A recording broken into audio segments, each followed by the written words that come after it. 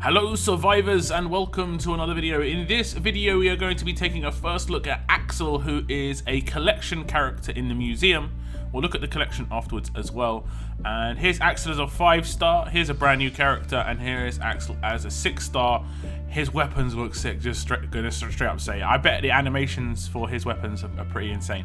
We'll look at his stats first. He's got 2,286 attack, 1,306 defense, and 1,851 HP. Looking at his trait, he is alert, so he is going to be throwing these, sort of like the Sandy with the throwing knives. Like I said, it's going to be pretty interesting. And his roll is, of course, damage with that attack stat. It makes perfect sense. We'll look at his adrenaline rush. It is called Guillotine Throw. 76 AP cost, deal 2 attacks of 350% damage, 700% total to one enemy. That enemy gets stunned for 2 turns. I don't see a character surviving that rush, basically. However, if they somehow do, they've got to deal with stun, and obviously that can be resisted, but they've got to deal with stun. The active skill we'll take a look at as well. It's called AP Gain and Remove Positive Effects. I think they should come up with names for these active skills because they're just going to get ridiculous. Initial cooldown of 3 and remove all positive status effects from one enemy. This character gains 50% AP. So the AP gain's nice. Obviously he's going to gain half the amount of AP that he needs to rush. And because he's 76 AP cost, that's 1 attack basically. So he doesn't lose out if he does this active skill. However, the remove all positive status effects from one enemy doesn't seem that great unless someone on like a defense team has like a really big defense buff and you want to secure a kill the next round. Or you could command Axel after doing this active skill, obviously. If he gets his rush, with that 50% AP, he could have his rush already. You just want to remove a big defense buff from someone and you want to just annihilate them with his rush afterwards. That is a possibility. Now, this is where Axel's special, and it is in his special skills, you know, no pun intended, but when this character damages an enemy with 20% or less HP, the enemy will be immediately defeated. So that is, of course, Execution. And then the second half of this is, and cannot be revived. And obviously that is Decapitate, and it is a new specialist skill which is a combining specialist skill of Decapitate and Execution called Beheading. And basically, if you had a character that had Execution, you know how powerful that is, but obviously the biggest letdown with Execution was always that character could get revived.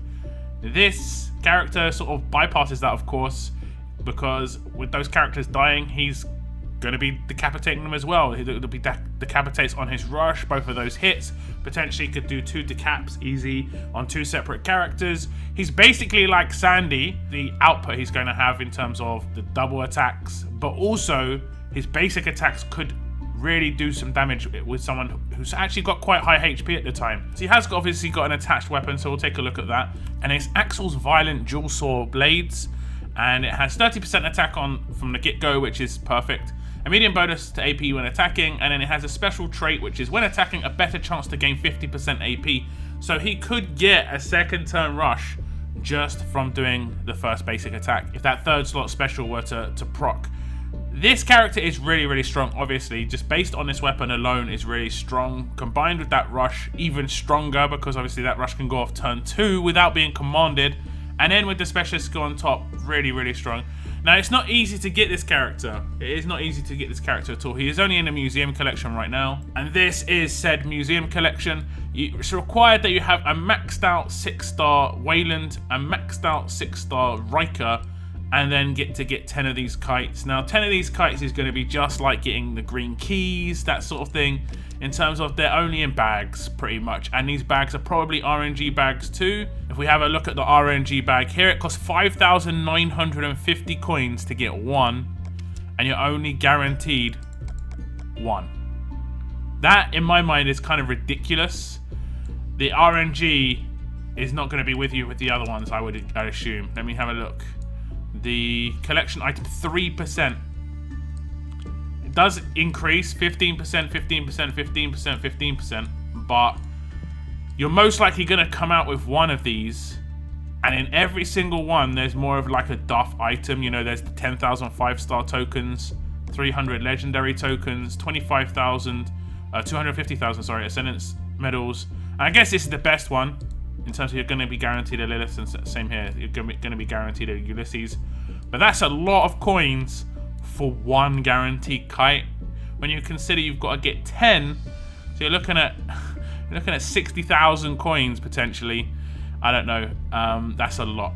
You can obviously buy this twice. You could potentially get the 10 on the first roll with 3%. You've got a chance of getting the others with 15%, but it's going to cost you a lot of coins. I'm sure there's going to be some people going in for this character. This character is probably one of the strongest attacking characters in the game without a doubt, and I think he's going to be amazing on an attack team. He's going to be a lot of fun, and I do say this, fun is the most important thing about a video game. Any mobile game, PC game, console game, having fun, and these sort of characters will bring you a lot of enjoyment.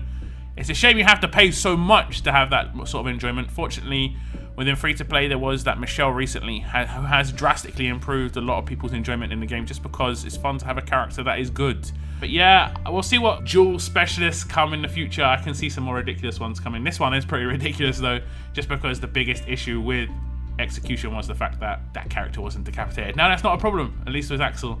So do tell me if you get your hands on him somehow. It's going to be very much a lottery. Riker is, of course, in Premiere right now, and I think the only way you can get Wayland is from the green token. So unless you've got them already, it will be pretty expensive all around to try and get your hands on these characters, and you could be dropping thousands of coins and still not get them. So just a word of warning. Good luck. But that's it in my video, guys. Do tell me what you think about Axel, and as always, guys, keep on surviving, guys. Keep on surviving.